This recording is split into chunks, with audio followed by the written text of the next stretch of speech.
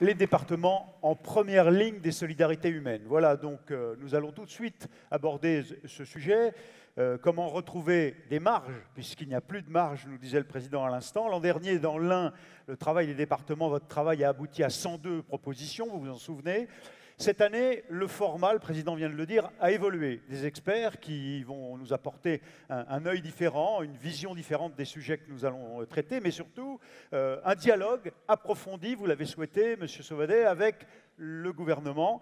Elisabeth Borne demain, 5 de ses ministres aujourd'hui et demain, mais pas seulement à l'écoute, ici, avec nous, en visio dans quelques instants, et puis sur scène ici, qui vont dialoguer avec les présidents. Gouvernement et collectivités, vous voulez construire ensemble les réponses aux besoins des Français. Nous ouvrons tout de suite ce dialogue de co-construction avec nos premières tables rondes ce matin.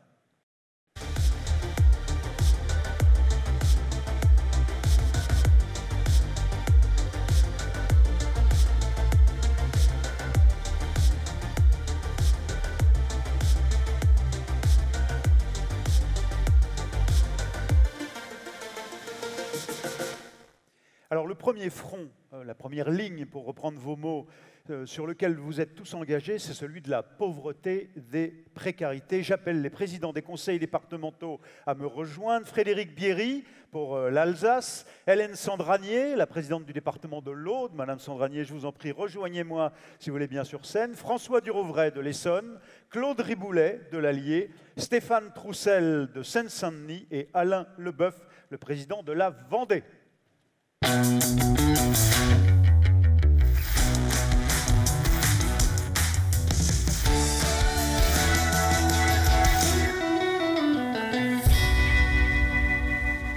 Je vous en prie, prenez place, madame, messieurs, autour de cette table en bois de la région, magnifique bureau qui nous a été installé hier par les équipes du Lot-et-Garonne, je voudrais le rappeler. Alors, nous aurons, au fur et à mesure de ces tables rondes, qui vont être denses, rapides.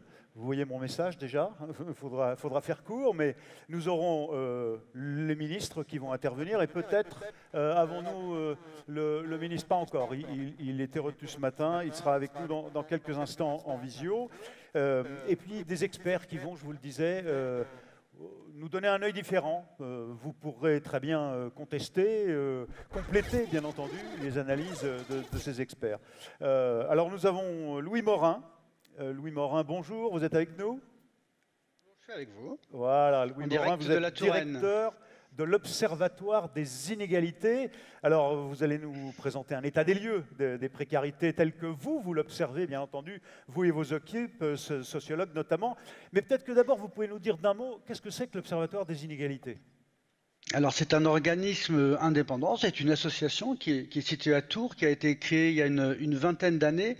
Donc l'objet est de dresser un état des lieux factuel des inégalités, d'essayer de documenter et puis de publier ces informations dans des rapports. Alors on est en train justement de construire notre 3e rapport sur la pauvreté en France, le précédent. On essaye d'informer, de sensibiliser, notamment beaucoup les jeunes. Il y a dans vos départements des jeunes qui travaillent sur la boîte à outils avec un Monopoly des inégalités dans de nombreux collèges, par exemple. On essaye au fond d'établir un état des lieux sérieux, documenté, et j'ai apprécié ce qu'a dit votre président. Il est temps de rentrer dans le débat ensemble, même si on a des opinions différentes, pour construire des politiques publiques qui soient plus adaptées. Qui est-ce qui vous finance? Vous êtes financé comment? C'est un organisme public? Alors, une association? Alors, malheureusement, je ne peux pas avoir le lecteur de carte bleue, mais c'est essentiellement des donateurs individuels. Donc, on a quand même quelques financements publics de la région centre, par exemple, mais aussi pour notre projet jeune, mais essentiellement nos propres ressources à travers des dons de donateurs individuels qui participent au financement, par exemple, de l'édition de notre nouveau rapport sur la pauvreté en France. Alors, vous allez publier bientôt, d'ailleurs, votre dernier rapport. Comment il a été constitué et alors le constat que vous faites? Alors voilà, on est en plein dedans, je dirais, sur la question de la pauvreté proprement dite. On est en train de rassembler des éléments. Bien entendu, on a toujours des difficultés parce que les données nous parviennent avec deux années d'écart, mais voilà le constat qu'on peut faire aujourd'hui sur cette question de la précarité. Mon premier point, et je pense que c'est toujours important quand on veut établir ce débat, c'est de se mettre d'accord sur une définition. Euh, le mot précarité, il est souvent utilisé sous des sens très différents. Ce qui est précaire, c'est ce qui n'est pas stable, une santé précaire, un emploi précaire.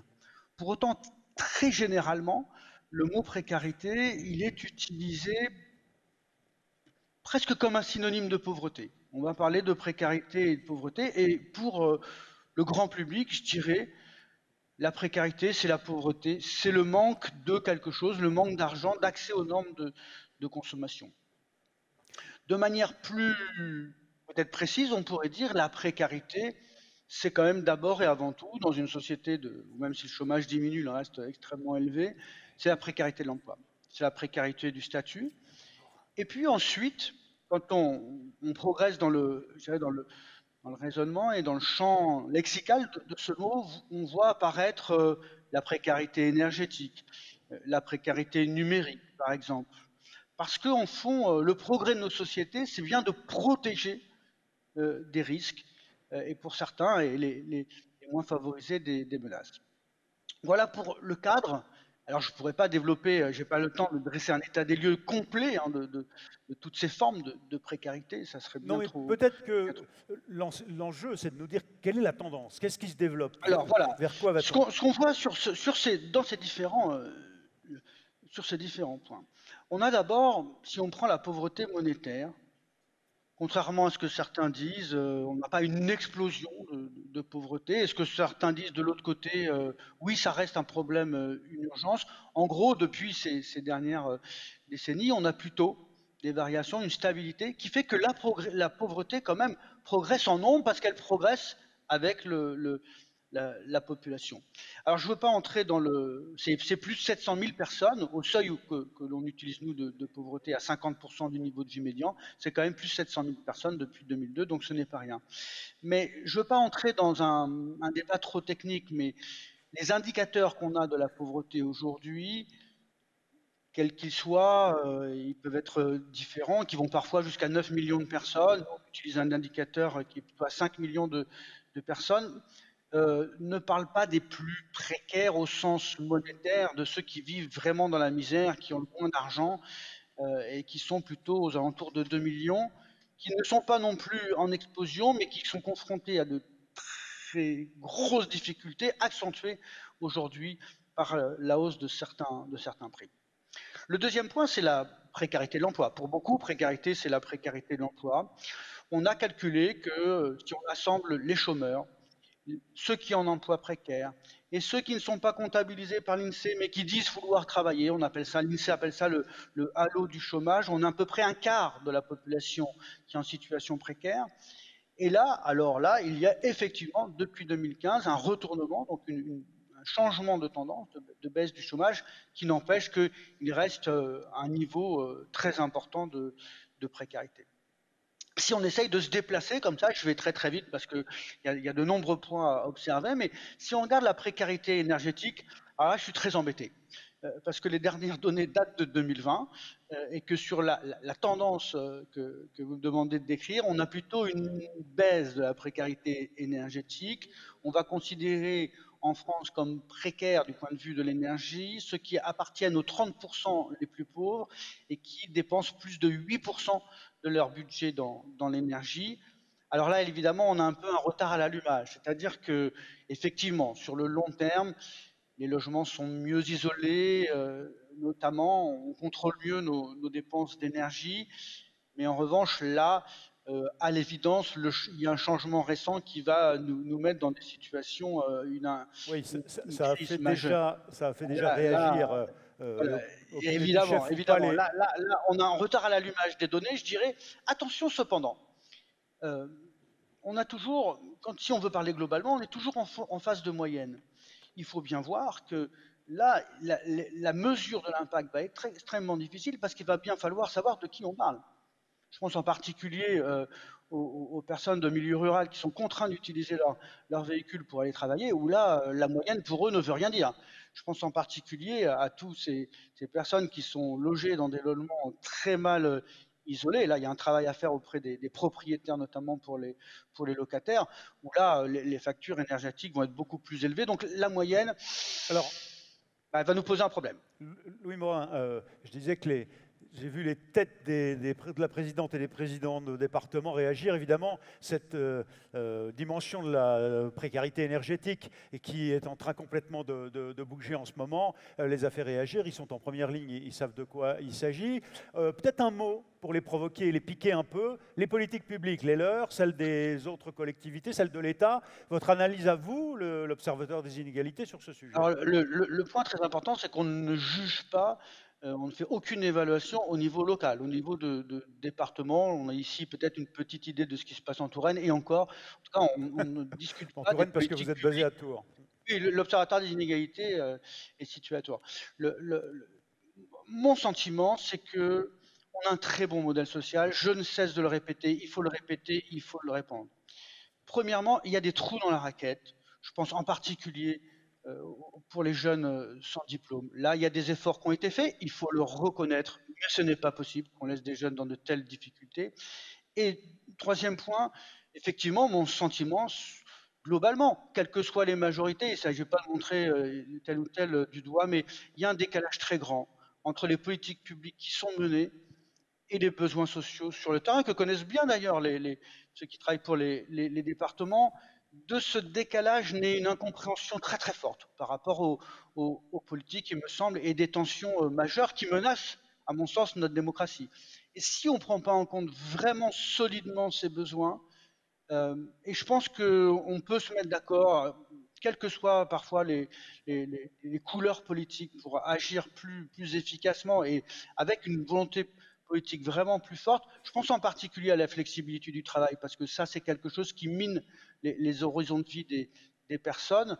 Enfin, moi, je suis toujours un optimiste. Je pense que là, on peut arriver à inverser cette espèce de tendance infernale qui nourrit des tensions, notamment si, comme l'a dit votre présidente tout à l'heure, on se met sur la table, on discute, on n'est pas d'accord, mais on arrive à des compromis, on en finit un peu avec ces effets de manche et ces petites phrases, et on arrive à se mettre d'accord pour, Oui. ensemble, collaborer pour avancer. Louis Morin, le directeur de l'Observatoire des inégalités, qui n'est pas basé à Paris, vous l'avez entendu, qui a une observation de la proximité, comme dirait le président Sauvadet. Je voudrais qu'on remercie Louis Morin pour cette première analyse. Merci à vous. Alors, vous l'avez entendu, on va parler de pauvreté, donc forcément le RSA va venir dans la discussion. La précarité énergétique, il y aura peut-être d'autres sujets. Je vais vous demander à toutes et à tous, peut-être un petit exercice, en commençant par vous, Président Bierry, parce que vous présidez par exemple la commission Solidarité Santé Travail de Département de France. Si en une phrase, vous deviez résumer les enjeux de la table ronde et les sujets que vous voudrez qu'on traite, chacun, une phrase. Votre vision à chacun est complémentaire finalement de cette définition de la précarité et des sujets que vous voulez aborder. Président Bierry, je vous en prie. Madame et Monsieur le Ministre, Monsieur le Président, chers collègues, présidents et élus des départements, bonjour à toutes et à tous. Le challenge est déjà compliqué pour moi en une phrase. On est dans une situation particulière où on pourrait être satisfait d'une baisse du nombre de bénéficiaires du RSA, mais on voit aujourd'hui un système à bout de souffle, où les enjeux sociétaux se multiplient, les difficultés auxquelles nos concitoyens sont confrontés également. On est la collectivité des solidarités sociales et territoriales. On a une expertise sur le terrain, on connaît la réalité du terrain, donc on est en capacité de répondre, mais il faut qu'on ait les moyens de le faire. Hélène Sandranier. Alors, avec le micro, si vous voulez bien, Madame la Présidente, parce que sinon ça ne marchera pas. Je vous en prie. Je crois que l'essentiel a été dit, mais ce sur quoi je voudrais insister, c'est que les départements ont cette compétence insertion. Je pense que ces départements l'amènent bien, mais que ces départements, dans le contexte que nous vivons, doivent être aidés, ça vient d'être dit, mais également, M. Morin parlait de stabilité. La question de la stabilité est pour moi une donnée essentielle. La stabilité, nous la devons, nous, à nos citoyens, et nous la devons particulièrement aux personnes en situation de précarité et notamment dans les dispositifs d'insertion. Mais la stabilité, c'est également ce dont ont besoin nos collectivités.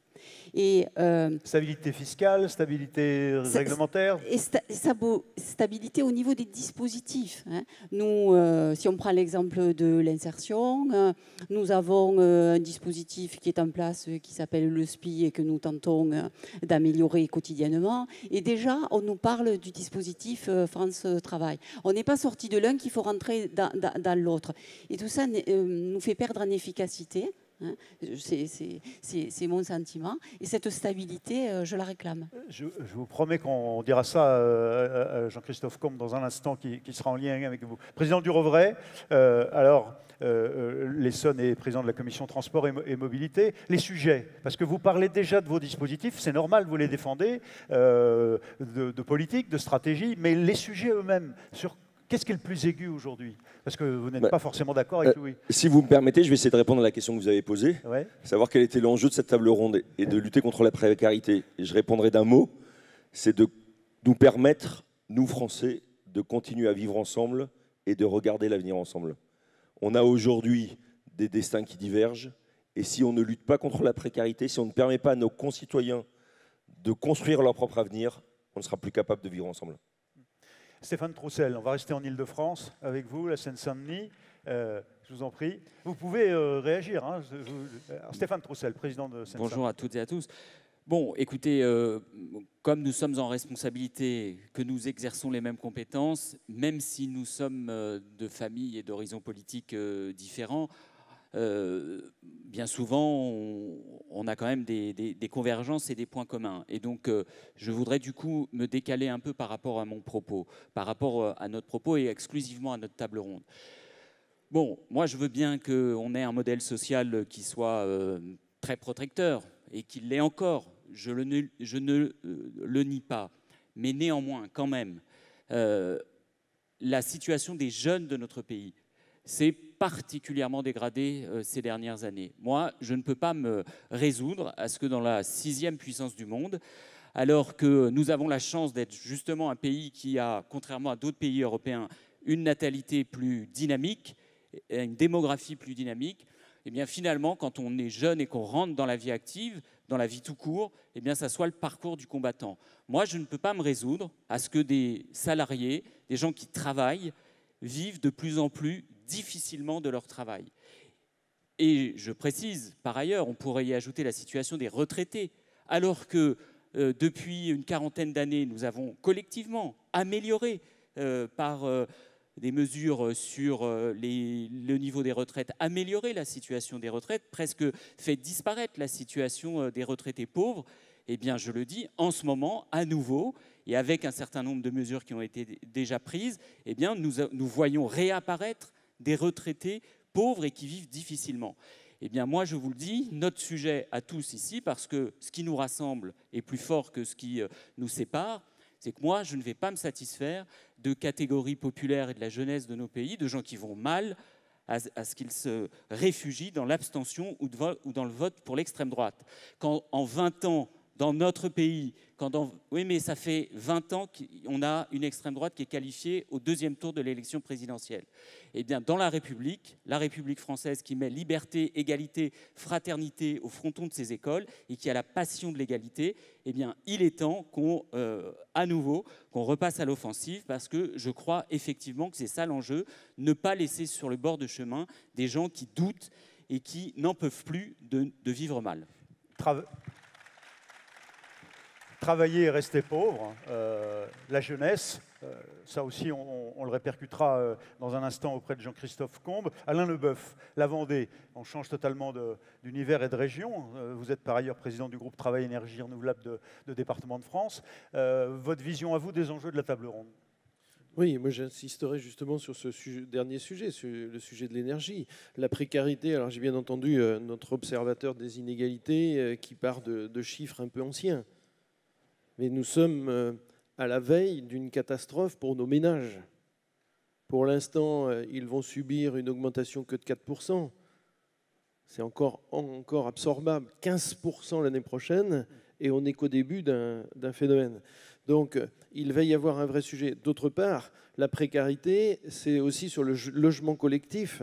Et j'ai eu l'occasion de m'exprimer très clairement au nom des départements de France devant Madame la Première ministre le 13 septembre dernier pour dire attention, le bouclier tarifaire ne s'applique pas justement sur le logement collectif, ceux qui sont justement sans doute les plus en difficulté.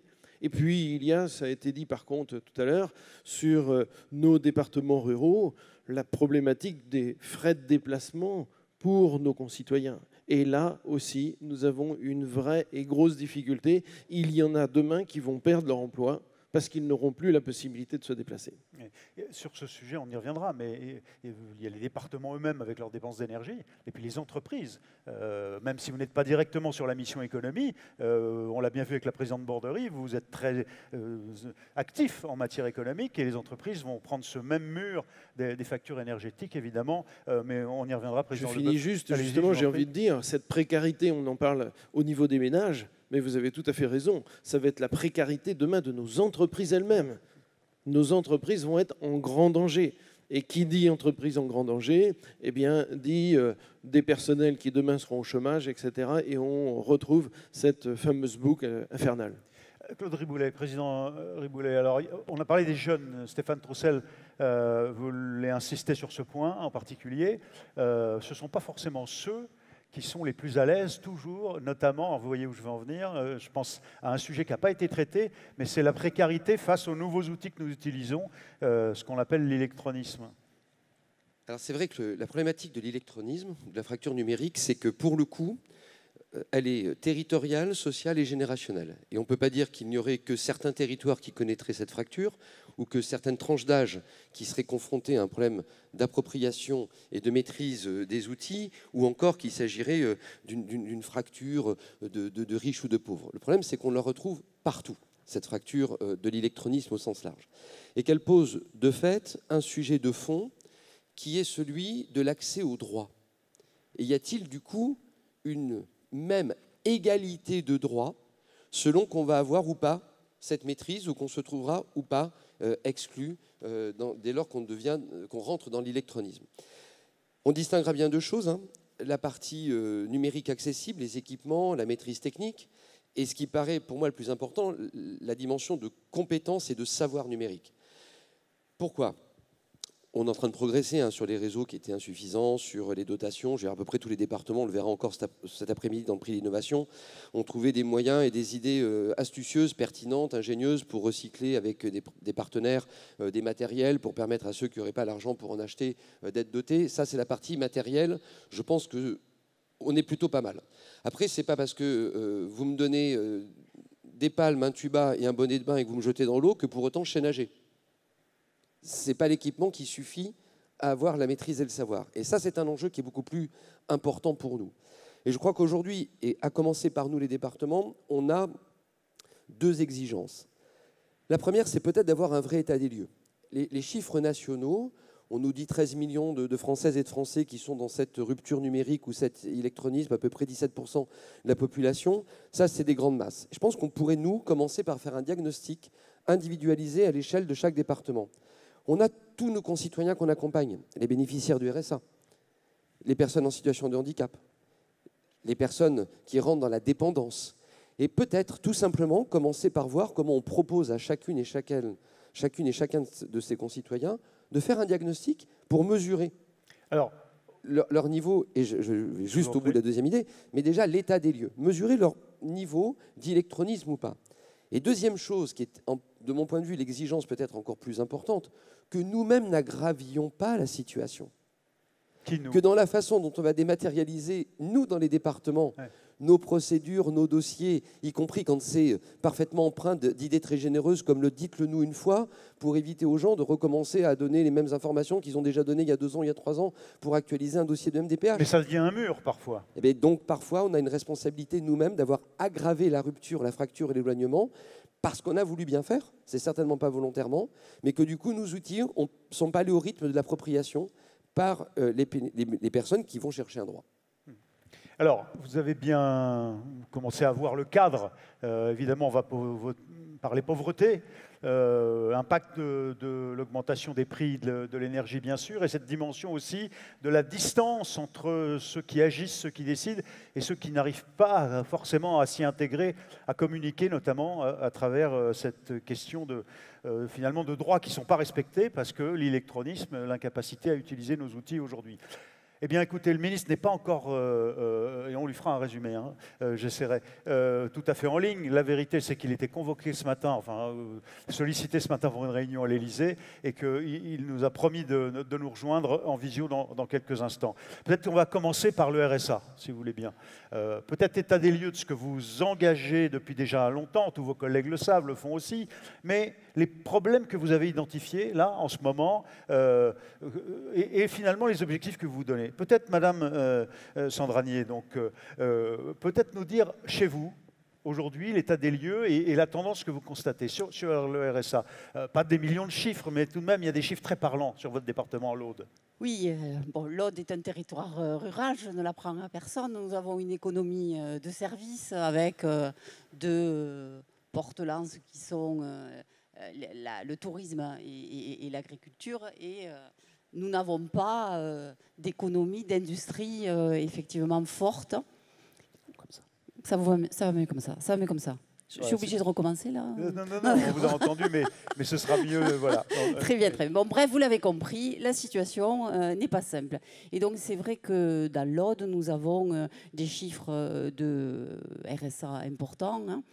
Pour être honnête et tout dire, nous tournons aujourd'hui autour de 16 000 foyers. Hein, de RSA, et je vais lâcher un autre chiffre. Pour une population de 330 000 habitants, nous avons un montant d'allocation qui tourne autour de 100 millions. Ouais, 102,5 millions, vous m'avez dit, même pour cette année. Voilà. Ouais. Donc, pour nous, nous avons bénéficié, comme d'autres territoires, d'une légère accalmie qui nous a peut-être fait passer de 102 millions à 98.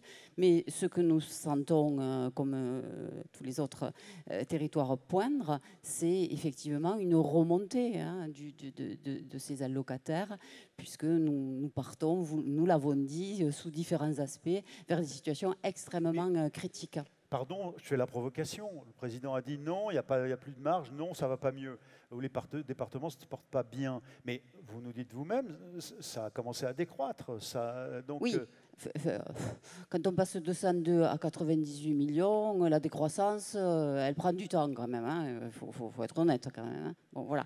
Mais on a quand même des antériorités hein, qui nous permettent de dire qu'il y a des plafonds ou des socles en dessous desquels nous savons que nous ne descendons pas. Donc, nous regardons la situation et au-delà de regarder, effectivement, nous mettons en place des dispositifs. Alors, parlons de ces dispositifs et au fond de ce que vous êtes tous en train d'essayer de faire pour que ce soit plus efficace. Au moins un d'entre eux. Vous avez compris que j'étais attachée à la stabilité. Et la stabilité, nous la mettons en œuvre sur un dispositif qu'on appelle, que certains d'entre vous doivent connaître, le cumul RSA-emploi. Cette volonté, finalement, de permettre à des personnes qui sont en insertion de ne pas avoir de rupture dans ces parcours d'insertion. Concrètement, ça veut dire quoi? Que pour un forfait d'heures d'environ 300 heures, on permet à un allocataire du RSA d'avoir un emploi. Voilà. 300 heures par an. Voilà.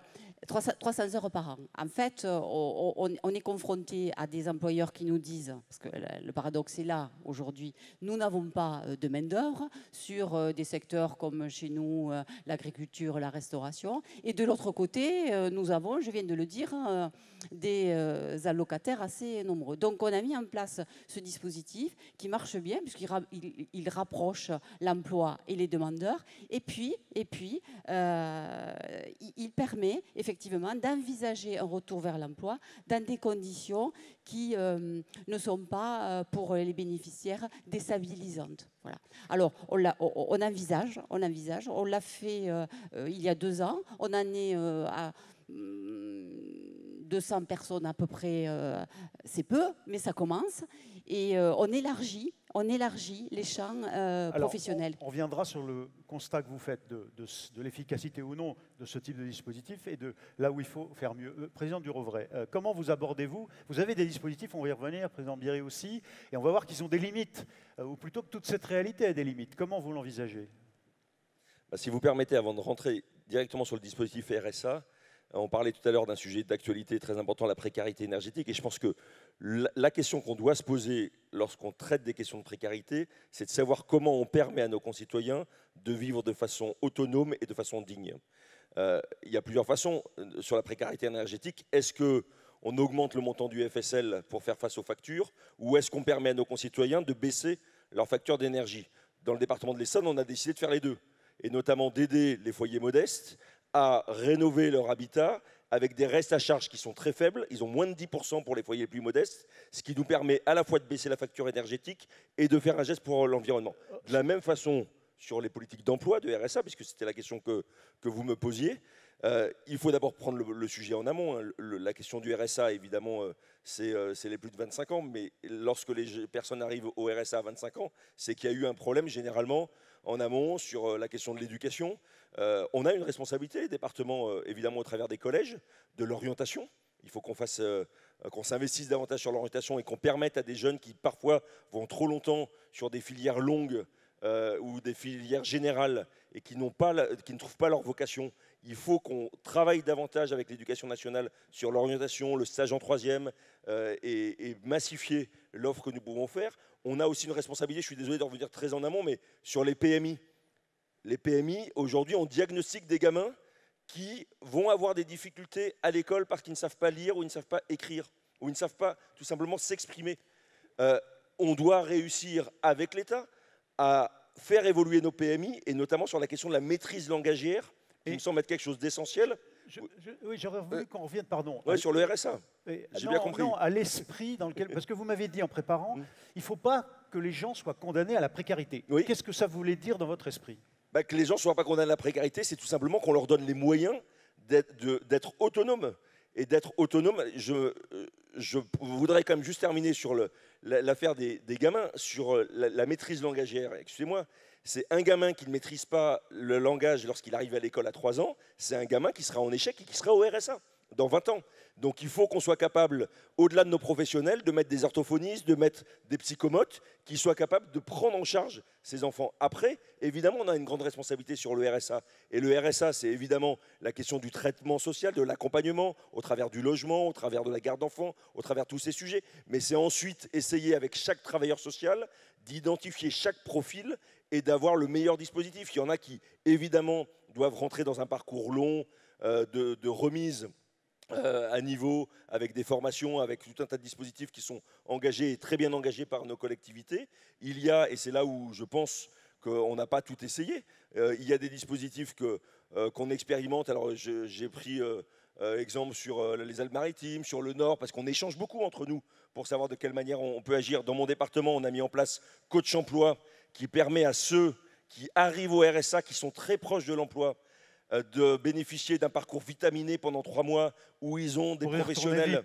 Voilà, concrètement, ils ont des professionnels qui, toutes les semaines, pendant 3 mois, les voient, leur permet de retravailler le CV, l'entretien d'embauche.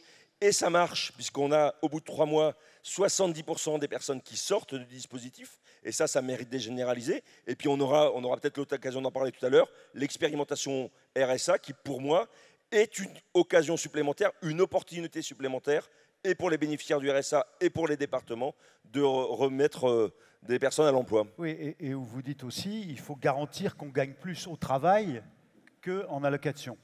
C'est effectivement un principe fondamental. Ça sera un des enjeux, à mon avis, de l'expérimentation RSA.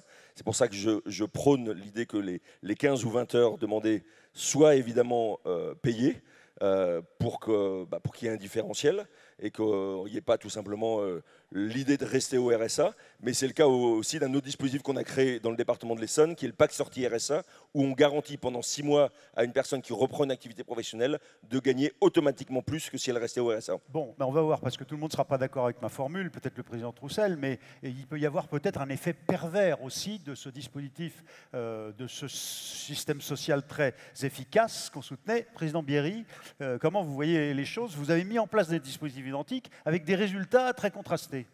Oui, alors, quand même rappeler, c'est dit à travers nos expressions communes, aujourd'hui, le RSA, c'est une allocation de pauvreté. Nous, notre enjeu, ce n'est pas de verser des allocations de pauvreté, c'est sortir nos concitoyens de la pauvreté. Ça, c'est vraiment notre ambition et c'est le sens de toutes les démarches que nous menons les uns les autres pour accompagner nos concitoyens. Vous faites du Roussel, là. C'est la vision de l'ensemble, c'est la vision de l'ensemble de l'ADF. Là où on peut avoir des divergences, c'est peut-être dans l'expression que je vais avoir maintenant. Pas de Roussel, Roussel, hein, le communiste. Oui, oui. Ah oui, pardon, excuse-moi, je crois que c'était Stéphane. Enfin, pardon. Aujourd'hui, on est une situation un peu paradoxale. On a beaucoup d'emplois non pourvus et des emplois accessibles, simples, qui peuvent tout à fait convenir au moins à une partie du public que nous avons parmi les bénéficiaires du RSA. Et on voit bien la difficulté néanmoins qu'on a à faire le lien entre ces emplois à pourvoir et nos bénéficiaires du RSA. Et malgré des efforts très conséquents de nos travailleurs sociaux. Moi, j'ai en exemple ce qu'on a essayé de faire sur le cumul RSA à vendange, où malheureusement les résultats ne sont pas bons. Quand on a 293 postes à pourvoir, qu'après un travail de phoning très important de nos travailleurs sociaux, on arrive à peine à avoir 90 personnes qui viennent à l'information collective. Ouais, juste s'informer. Juste s'informer. Et qui finalement, on aboutit à 7 contrats signés. 7 contrats signés sur 293 postes, c'est insupportable. C'est insupportable et je sais que ce n'est pas propre au territoire alsacien. Je sais que dans d'autres départements, la démarche a été menée. Et tu disais toi-même que malgré tous les efforts, tu arrives à en placer que très peu. Et aujourd'hui, on voit bien. C'est quoi? C'est où le sujet? Aujourd'hui, on voit bien. Il y a d'abord une crise des vocations, une crise de la valeur travail. Et puis aujourd'hui, on n'encourage pas suffisamment les personnes qui vont retourner au travail. C'est-à-dire que des travailleurs sociaux de Mulhouse me disaient il y a quelques jours, quelqu'un qui va reprendre un contrat pendant 3 mois et qui retomberait ensuite au RSA. Et bien finalement, il va être perdant par rapport à quelqu'un qui va rester au RSA et qui n'aura pas eu cet engagement pour aller au travail. Donc aujourd'hui, c'est pour ça que je pense que notre système de RSA est aussi à bout de souffle.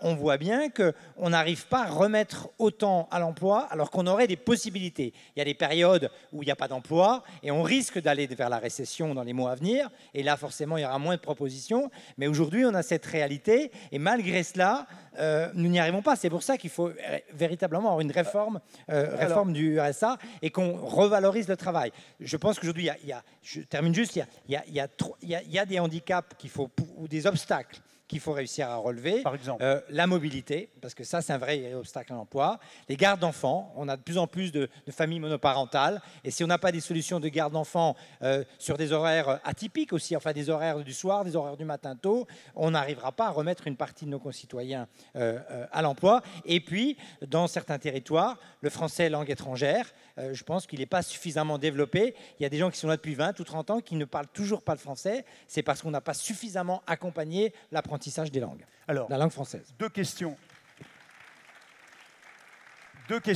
Stéphane Troussel, Hélène Sandranier et les autres. Est-ce qu'il y a une crise de la valeur travail et quelles solutions pour sortir de la nasse? Stéphane Troussel et Madame Sandranier. Bon, d'abord, moi je suis bien obligé de constater que depuis la création du RSA, la richesse de notre pays n'a pas cessé d'augmenter. Le PIB français, depuis la création du RSA, a augmenté. Le nombre de RSA, lui, en dépit... le RSA, alors? Non, attendez, laissez-moi finir. Qu'il y ait de la croissance ou qu'il n'y en ait pas, le RSA a continué d'augmenter. Mais enfin, ce que je constate aussi, c'est qu'aujourd'hui, dans notre pays, malgré ce système social très protecteur, il y a moins d'un chômeur sur 2 qui est indemnisé. Et on se demande pourquoi le nombre d'allocataires du RSA augmente. Enfin, les gens qui perdent leur emploi et qui ne peuvent plus être indemnisés à l'assurance chômage parce que les règles d'indemnisation ont diminué. Où croyez-vous qu'il se retrouve au bout de quelques temps? Eh bien, il se retrouve demandeur du RSA. Bon, donc ça, c'est la première remarque que je voudrais faire. La deuxième, c'est que, et Hélène l'a rappelé, enfin, on marche sur la tête avec le système de financement du RSA depuis qu'il a été transféré au département, au pluriel, pas seulement le mien. C'est qu'en fait, les territoires les plus pauvres et qui ont le plus d'allocataires du RSA, eh bien, ont été, compte tenu de la diminution constante, on est passé de 90% de compensation par l'État à aujourd'hui, bon an, mal an, autour de 60%. Ben, que croyez-vous qu'il se passe? Eh bien, c'est les territoires qui ne décident ni du nombre, ni des critères, ni des modalités de versement du RSA, eh bien, qui ont été, année après année, à payer de plus en plus sur le propre budget les dépenses d'allocation. Et donc, avec une conséquence... Vous renationalisez le RSA chez vous? Et donc, avec une conséquence, eh bien, c'est que à force de devoir payer plus d'allocations. Et je vous assure qu'il n'y a personne qui a envie de payer les allocations du RSA. Et il n'y a personne, moi je ne connais pas quelqu'un dans notre pays qui a envie de vivre ou de survivre avec 570 € par mois. Et je nous invite dans nos tables rondes où on est tous très à l'aise, on va passer 3 jours très agréables, à imaginer ce que c'est de vivre avec sa famille avec 570 € par mois. Donc quand même, ayons un peu de modestie par rapport à cette question. Mais donc, on se retrouve dans une situation où, quand on doit payer plus d'allocations, ben, que croyez-vous qui se passe?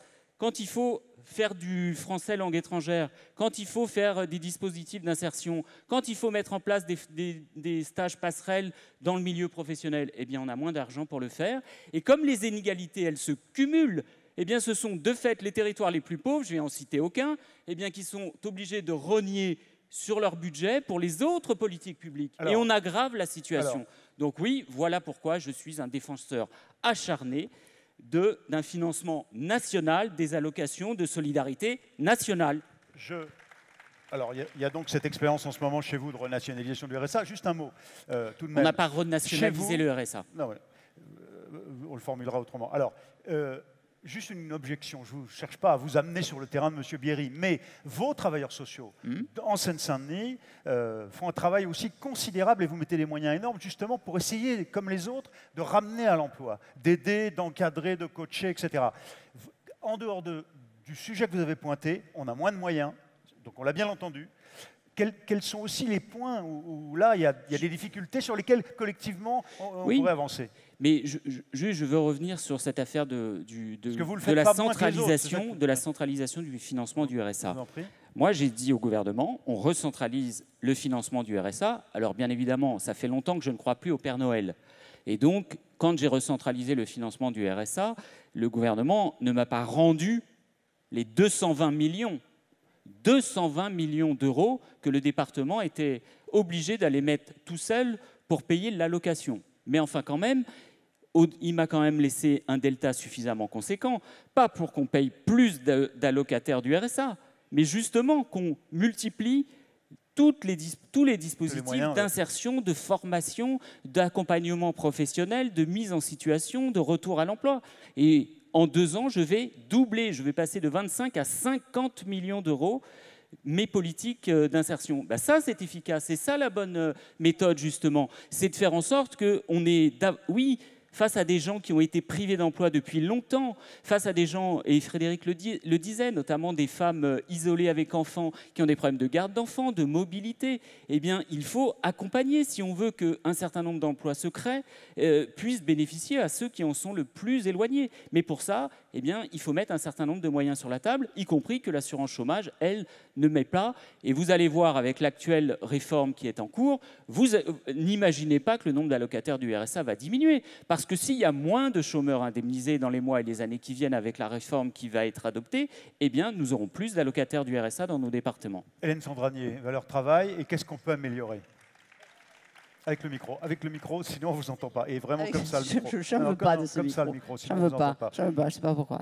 Non, ce qui vient d'être pointé sur, effectivement, le fait que déjà le RSA, le public accueilli au RSA est celui, effectivement, qui est passé au travers de Pôle emploi Et quand il arrive chez nous, il est très loin de l'emploi. Donc ça, c'est quand même la première difficulté. Après, bon, beaucoup de choses ont été dites.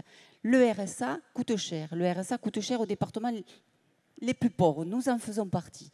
Notre objectif, notre obsession, c'est l'insertion. C'est l'insertion. Alors, c'est vrai que l'idée de ce qui se profile dans cette réforme ne nous paraît pas forcément adaptée. Cette obligation de 15 à 20 heures de travail. Mais de qui parlons-nous et à qui est-ce que cela s'adresse? Quand on regarde ces personnes, il y a, en termes d'insertion, des objectifs, effectivement, prioritaires à atteindre, mais vous l'avez dit, hein, c'est-à-dire comment on les sort de cette situation. L'emploi, évidemment, est notre objectif à tous, mais à côté de ça, on voit bien qu'il y a une fragilité autour des déplacements, on voit bien qu'il y a une fragilité autour des gardes d'enfants. Et donc cette question du financement de l'insertion est une question essentielle pour nous. Et moi, je pense que l'idée de dire, bon, emploi, oui, évidemment, c'est cela que l'on veut, mais l'emploi n'est peut-être pas la priorité pour la majorité de ces publics dans un premier temps. La réinsertion est l'objectif. La réinsertion est l'objectif. Et c'est parce que on ne Oui. C'est là où on est en désaccord. Je vous traduis, hein, parce que laissez-la finir, tout de même, messieurs, soyez galant. C'est bien parce qu'on ne privilégie pas et on ne priorise pas ce dispositif d'insertion qu'à mes yeux et aux yeux d'autres, l'emploi est beaucoup plus difficile à atteindre. Alors, vous disiez à l'instant tous les trois, c'est là qu'on n'est pas d'accord. Claude Riboulet. Oui, alors, bon, du coup, je sors un peu des questions d'électronisme. Non, mais il s'avère que ça fait 21 ans que je suis élu au Conseil général. Mon premier mandat, c'est 2001. Donc, du coup, j'ai pu siéger au département quand on a eu le RMI et quand on est passé au RSA sur la proposition de Martin Hirsch comme haut commissaire. Ce qui, pour moi, est assez surprenant 20 ans après, c'est que ces débats-là, c'était déjà ceux qu'on avait à propos du RMI. Qu'il valait mieux avoir des revenus liés à une activité plutôt que de vivre sur un principe d'allocation. Et c'était l'idée première du RSA de permettre à des personnes qui n'osaient pas franchir le pas du retour à l'emploi parce qu'ils y auraient perdu, que de pouvoir le faire. Et aujourd'hui, 20 ans après, on constate quoi? Et je pense que c'est pour ça aussi qu'on a des divergences. Il faut qu'on admette l'idée que pour un certain nombre, malheureusement, de nos concitoyens, le RSA, c'est un revenu de subsistance. Et qu'on pourra bien mener toutes les politiques de réinsertion professionnelle qu'on voudra, ça restera un revenu de subsistance. Ce n'est pas glorieux, ce n'est pas satisfaisant. Mais là où je suis d'accord, c'est qu'on n'est plus dans un problème de politique de réinsertion professionnelle, mais on est dans un problème de resocialisation, tout simplement. Et, au fond, et le RMI était un revenu de subsistance. Et ça, je serais assez d'accord avec Stéphane pour dire, après tout, c'est une solidarité nationale qui doit payer la quote-part de ce qui permet à chacun d'essayer de survivre ou de subsister.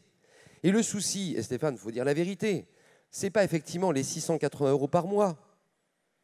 C'est que désormais, quand on est au RSA, on s'acquiert, entre guillemets, une sorte de statut social qui, mécaniquement, va déclencher quoi? De la CMU complémentaire, un certain nombre d'accompagnements d'aide au logement derrière, et que ce n'est pas le RSA en soi qui suffit à vivre, c'est ce que ça génère par agrégation de dispositifs qui ont tous du sens. Et donc, je crois qu'aujourd'hui, notre sujet, c'est peut-être comme ça qu'on se réconciliera nous-mêmes, c'est que comme on parle beaucoup de parcours en matière de solidarité, il faut reprendre le sens du parcours avant d'arriver au RSA, comme aujourd'hui, dans nos politiques sociales, on parle du parcours pour sortir du RSA. Et je suis d'accord, en amont, évitons les écueils qui, dans les parcours personnels, individuels, ont conduit à la case RSA, de la même façon qu'on essaie de construire des parcours dans tous les domaines, y compris l'électronisme, pour sortir du statut RSA. Et là, le volet de l'emploi fait aussi, progressivement, avec les 15 heures, les 10 heures, une manière de réinciter, fait aussi partie des outils dans le parcours de sortie de la précarité. Il y a une dimension perverse alors dans cette idée d'un cumul d'allocations qui crée un statut et qui fait que finalement on y reste. François Durovray.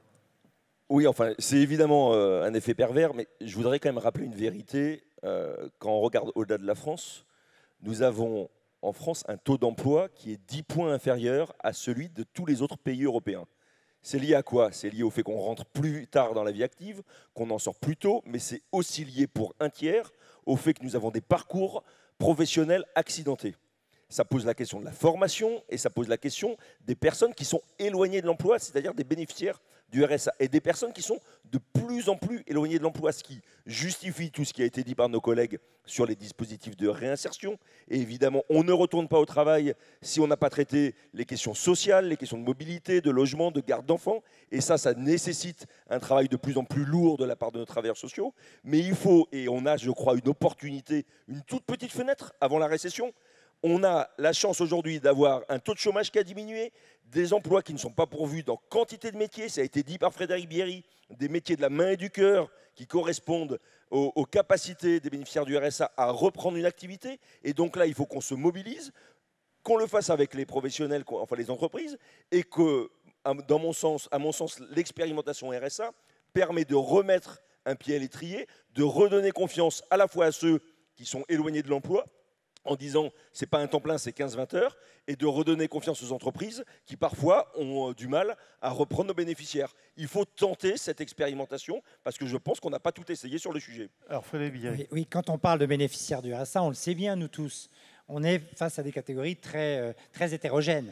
Il y a des gens très éloignés de l'emploi, qui ont été cassés par la vie, qui n'ont pas tous eu la même chance à la naissance et qui ne pourront jamais ou quasiment jamais travailler, ou en tout cas avoir la productivité attendue, que ce soit dans les métiers publics ou privés. Et donc, pour ces personnes-là, il faut qu'on ait un accompagnement spécifique. Mais là où on est parfois, moi je suis parfois exaspéré, quand j'ai à peu près un tiers, où je pense qu'aujourd'hui, ils n'ont aucun obstacle à aller travailler. Et aujourd'hui, quand on regarde le cumul du RSA, même si je suis d'accord avec Stéphane quand il dit que c'est une somme, c'est une allocation de pauvreté, c'est 500-600 euros maximum, donc forcément c'est peu. Mais quand on cumule les aides et qu'on voit la situation ensuite des personnes qui sont au SMIC, c'est pas un encouragement à aller travailler, quoi. Et je pense qu'aujourd'hui, là, il faut quand même qu'on soit un peu plus strict, mais qu'on aille un peu plus loin. Qu'est-ce que vous suggérez face à ce que vous caractérisez comme un refus, une mauvaise volonté, je ne sais pas comment le dire, de ceux qui ne retournent pas à l'emploi? Dans un contexte où on a beaucoup d'emplois non pourvus, je pense qu'il faut qu'on soit plus exigeant. D'un côté, on va être plus exigeant. En fait, quelqu'un qui refuse 2 emplois, pour moi, ne doit plus toucher le RSA s'il n'y a pas d'obstacle à ce qu'il aille travailler, c'est tout. Voilà. Bon, d'abord, je voudrais rappeler que quand on perçoit le RSA, moi je ne sais pas ce que ça veut dire de cumuler des aides, parce que visiblement on a les uns et les autres, enfin un certain nombre d'entre nous, oublié que le RSA c'est une allocation différentielle. C'est-à-dire que quand vous devez toucher 570 € de RSA et que vous avez le droit aux allocations logement ou des APL, on vous déduit vos APL ou votre allocation logement des 570 €. C'est tout cumulé. Les 570 €. C'est une allocation différentielle et ça, c'est dans sa définition. Et puis, s'agissant des emplois non pourvus, moi, je vous avoue que j'en ai un peu. Je trouve que c'est un peu la tarte à la crème, cette histoire d'emplois non pourvus. Je vais vous répondre ce qu'a dit le président américain, qui n'est pas un dangereux gauchiste. Le président américain, on n'est pas dans un système collectiviste aux États-Unis d'Amérique. Il n'y a pas de RSA aux États-Unis. Oui, mais il leur a dit, écoutez, s'il y a des emplois non pourvus, eh bien, vous savez ce que vous pourriez faire, les entreprises qui réalisent un certain nombre de bénéfices? Payez-les plus, payez-les plus. Et donc, il serait temps, oui, que dans notre pays, de nouveau, le travail paye. Le travail paye. Parce que moi, je suis pour la valeur travail, mais je suis pour la valeur du travail qui soit justement et dignement rémunéré. Parce que quand vous trimez dans des petits boulots, dans des boulots où des femmes, je pense en particulier aux femmes qui sont aides-soignantes, qui sont aides ménagères, qui vont s'occuper de nos personnes âgées ou handicapées, qui doivent faire des dizaines et des dizaines de kilomètres par jour, qui passent d'un boulot à l'autre et qu'elles gagnent 900 € par mois. On peut vivre dans ces conditions-là avec 900 € par mois alors qu'il y a l'inflation qui arrive et la précarité énergétique. Donc, oui, il faut agir sur tous les bouts de la chaîne. Je termine. Quand toute la politique d'insertion que je suis en train de modifier actuellement en Seine-Saint-Denis sur la base de cette expérimentation de la recentralisation du financement du RSA, eh bien, c'est justement pour faire ça. Faire en sorte que toutes les opportunités d'emploi, elles soient aussi accessibles aux allocataires du RSA, par plus de formation, par plus de mise en situation professionnelle, y compris aux entreprises qui se plaignent de ne pas trouver. Eh bien, prenez-les, formez-les, aidez-nous à les insérer et les réinsérer. C'est ce que je disais tout à l'heure sur le travail de vos travailleurs sociaux en Seine-Saint-Denis, en effet. Alors, de toute façon, on ne vous réconciliera pas, mais le débat est là et il est très nourri et chacun a ses partisans. Juste, alors, je vais me tourner vers la régie. On n'a pas besoin d'être réconcilié, pardon. Je crois qu'il n'y a pas de sujet. Attendez, on dit les mêmes choses avec des priorités qui sont liées à nos sensibilités politiques. Mais on n'est pas en désaccord sur ces sujets-là. Que les entreprises comptent et qu'elles payent bien, qu'il y ait des personnes qui aient besoin d'une solidarité parce que c'est la survie du quotidien et qu'il y en a d'autres personnes qui sont capables de ne pas rester dans ce statut pour glisser vers l'emploi, on dit tous la même chose. Par contre, nos sensibilités politiques font qu'on n'a pas mis le curseur de la priorité au même niveau.